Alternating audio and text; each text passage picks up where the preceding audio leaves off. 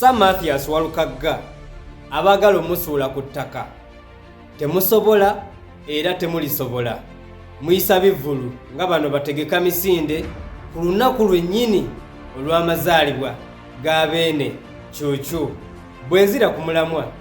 Sir Mathias Walukagga ye azimbiddwa ebintu bitaano. In terms of percentage 100% ye ezimbiddwa ebintu bitaano. Ekisookera ddala 20% ku 100 azimbiddwa ba legend nga Basudde, Livingstone Kasozi ne Prince Job Paulo Kafeero. Ekyokubiri azimbiddwa music catalog naye ekola 20%. Music we munnabyabufuzi alwaniridde abantu. Natandika okuwulira Sir Mathias Walukagga ng'akolokota gavumenti ng'akolokota ebyennyanja. Ennyimba z'omukwano ye single-handedly yafuna obutakkaanya ne kampuni emu n'agisuula ku ttaka pa nga talwanye. Ekyokusatu Sir Mathias Walukagga 20% endala ezimbiddwa his social work. Ezimbiddwa his social work. Tumulabye abeereddewo abantu abali mu kunyolwa, abeereddewo abantu mu ngeri zonna wadde awagira Arsenal. Awo Mathias Walukagga tetukwatagana okuwagira Arsenal mpoziko n'okubanga okuba campaign ate bw'ovuma n'ebitundu ebirala nedda, awo tuba tetukwatagana cause nga bannankyukakyuka tulina kwera bwezi. So Sir Mathias Walukagga abaagala omukubawo ensonga endala njagala mukimanye nti musiime wa Ssaabasajja Kabaka. Sir Mathias Walukagga azimbiddwa obwakabaka bwa Buganda. Yensonga lwaki bassa batono kati gwe bw'ova eri wadde ova mu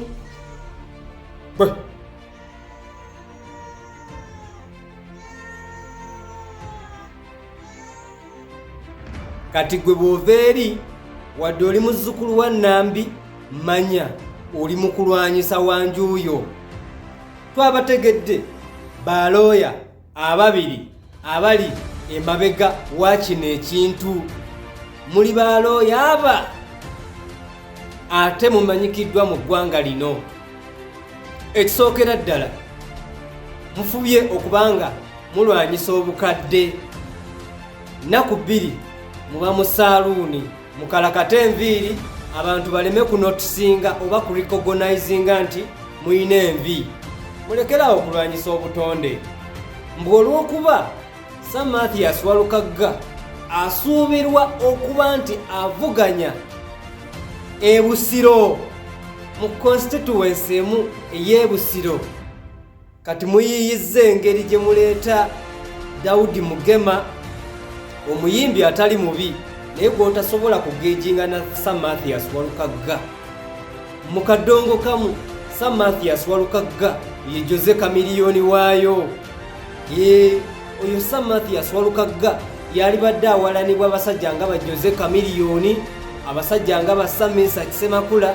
Abasajja abo bw'abanga ayina obutakkaanya ne Bebekulu olaba nti it is the same gauge bw'oyo Sir Mathias Walukagga omwaka bwe yafulumizaamu Bakoowu ng'oluyimba ne Jose Kamiliyoni mwe yafulumiza Valuvalu. Ogwo omwaka Sir Mathias Walukagga yamegga Jose Kamiliyoni kubanga Valuvalu lwakwata kyakubiri ate Bakoowu ne lukwata kisooka, naye ekyalukwasa ekisooka wadde luyimba lwa kadongo kamu lunyuma ate lulwanirira bantu ba bulijjo. So mwe ba Looya bazzukulu ba Nambi abagezaako okuspreadinga propaganda nga mwagala okudownplayinga omwana wattu muwedde. Single-handedly Sir Mathias Walukagga yali akubyewo kampuni namba nevaawo nga talwanye naye ng'akozesezza kigambo kye. Sir Mathias Walukagga longevity tetumuwulirangako ng'agudde, abeerawo we tumwagalira n'atuwa asima ligula dondondo omanyira si ye nannyini mbooli. Yes, bukyanzaalibwa nkuze mpulira Walukagga tagwa abeerawo atuwa hiiti wayagalidde. So bazzukulu ba Kintu mumanye nti ako akabaddi tekagenda kukola.